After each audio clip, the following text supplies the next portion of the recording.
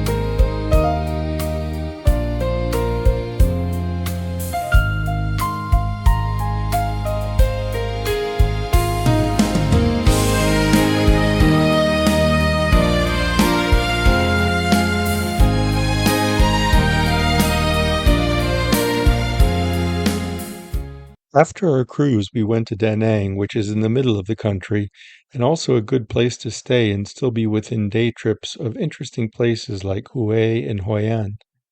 Da Nang reminded me a lot of Miami Beach, only much more affordable. The beach is long and wide with lots of places to hang out and swim. In the southern part of town, luxury resorts take up most of the beach space, but there are plenty of public beaches. Da Nang has its own attractions, like the night river cruise we went on, and included a visit to the fire-breathing dragon. All in all, a very nice place to stay.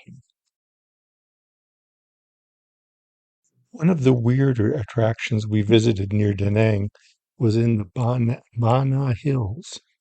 It's very much a planned tourist attraction, but it is such a bizarre combination of Disney World, Vietnamese, and Europe in miniature that you get cultural whiplash. To get there, you have to take a very impressive cable car system, which gives an amazing view of the hills. And when you get to the higher elevation, it's already you feel much colder. Once there, the first stop are the giant hands that holds the pathway. I'm not sure what any of it means. It was weird, but definitely worth the visit.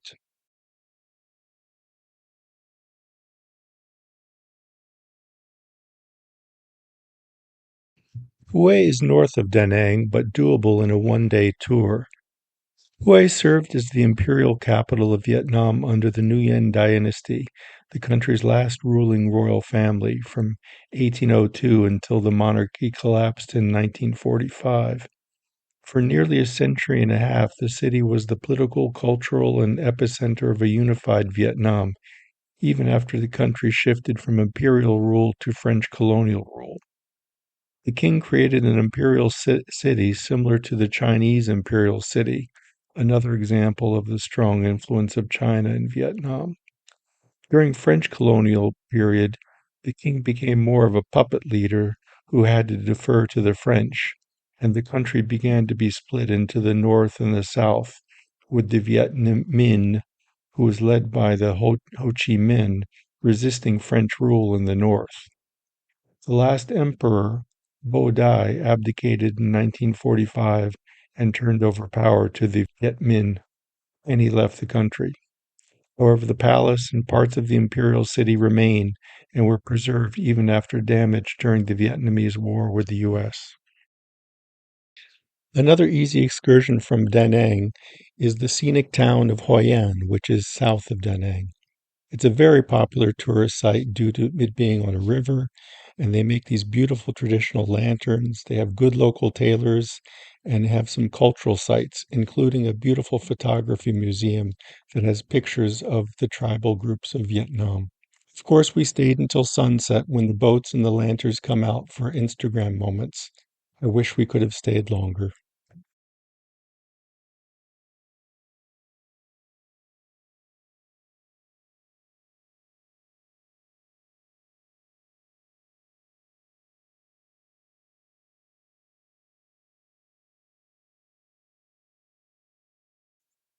Our last stop was Ho Chi Minh City, which is also formerly known as Saigon, although a lot of people still say Saigon there. Saigon definitely had a big city feel after the laid back atmosphere of Da Nang. Every place was more crowded and there was a vibrant nightlife. We were there for the Tet fireworks and the celebration of 50 years of independence and unification. That 50-year anniversary was marked from the day in 1975 when the U.S. pulled out of Saigon, with the now famous scenes on the rooftop of the U.S. Embassy. We also did some Vietnam War tourism, including the Vietnam War Museum, which was difficult but worthwhile. One thing I learned there was that most of the bombs dropped by the U.S. were dropped on what was then South Vietnam. In spite of most of the war effort focused on fighting the Viet Cong, who were from the South, the U.S. persisted in the thinking that we were defending a legitimate government from the South that wanted to be protected from the communist North. We also took a tour that included a visit to the Chu Chi tunnels. The Viet Cong were famous for the extensive network of tunnels that they built to survive bombing and to move people in arms in position for attacks.